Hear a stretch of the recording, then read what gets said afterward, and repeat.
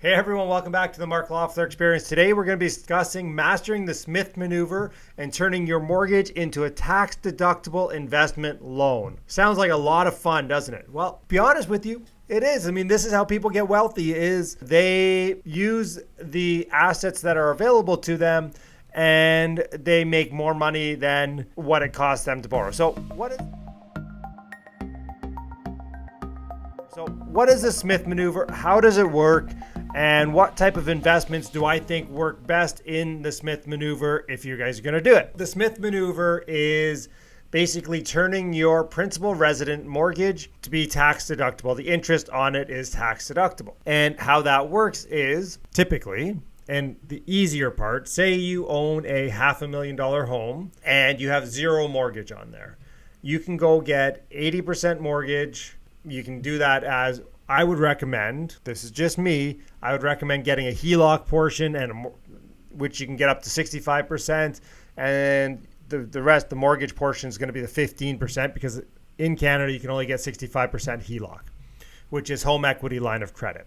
So therefore, if you're not using it, you're not paying on it, right? And then what happens is when you go and make an investment with that money, the interest that you pay on that loan is now tax deductible because you've turned your home into an investment loan, which is tax deductible, where residential mortgages are not tax deductible.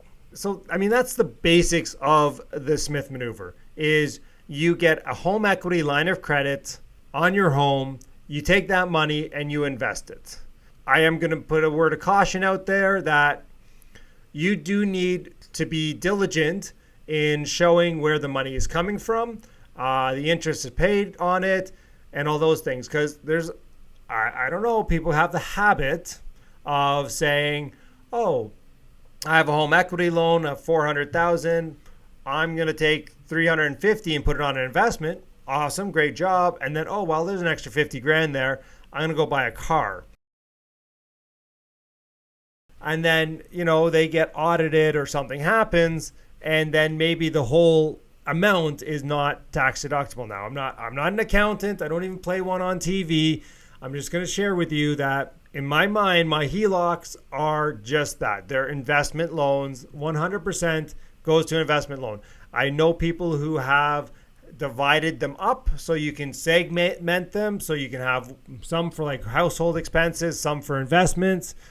That's definitely a way to go. So now you've gone ahead and done that. So you've turned your principal residence into an investment loan. And now you're saying, okay, great.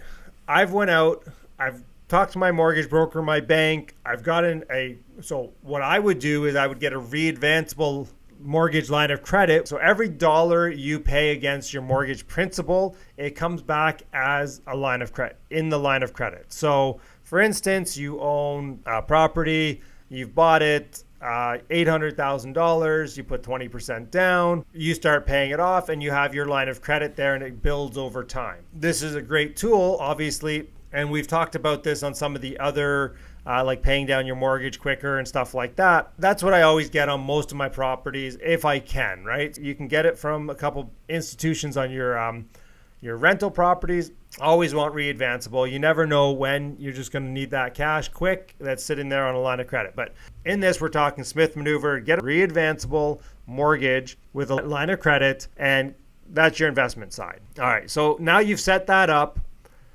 What the heck do we do with it? Well, there's two things that I think you should do. Number one, I'm going to tell you, you should buy real estate. You should buy cash flowing real estate, and with the positive cash flow, you use that to pay back your line of credit. So therefore, you can go ahead and do this again over and over.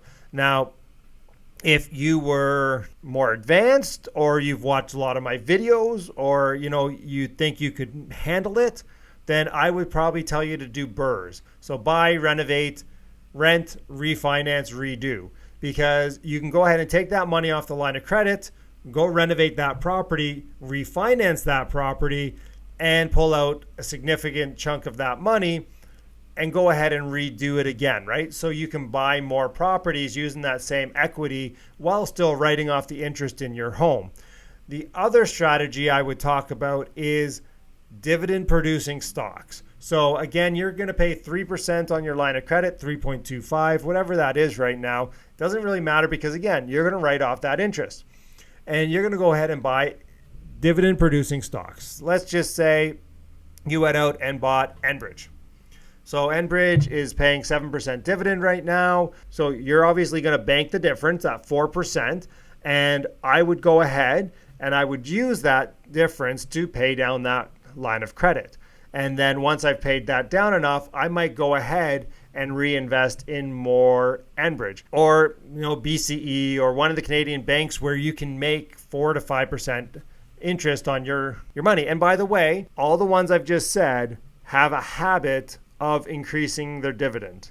So the 4% return you're getting right now or 5% or 7% is going to be higher next year.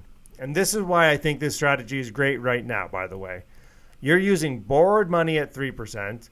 We know that inflation has gone through the roof right now. So basically that's free money.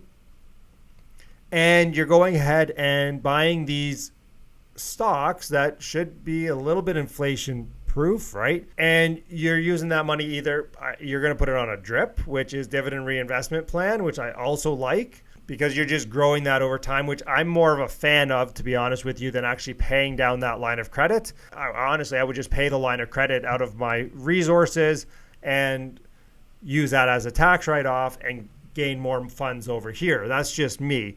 That's how I think you grow and get that much bigger, right? So really, I mean, those are my two things that I love to do with my line of credit.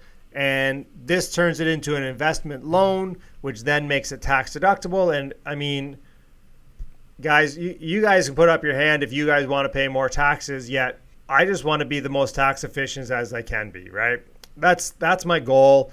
Not that I mind paying taxes, yet when you get a big tax bill, it kind of hurts. So the more you can be efficient with your taxes, obviously the better it is for everyone. Well, if you're looking to grow your capital. Let me know down below. You guys using the Smith Maneuver? What are you guys investing in? I mean, those are my two biggest things I would do, the BRRRR or just rental, straight up rental real estate. You can buy nice turnkey rental real estate right now that cash flows decently, and you can go ahead and use that money, pay down that loan, go ahead and buy that next house in a couple years as you're paying down everything, right? So, let me know. Are you guys buying dividend stocks? Are you doing DRIPs? Comment down below. All right, guys, thanks so much. We'll catch you guys next time. Don't miss Thursdays. We're going to have Andrew Hines back on, and we're going to be talking all about the economics.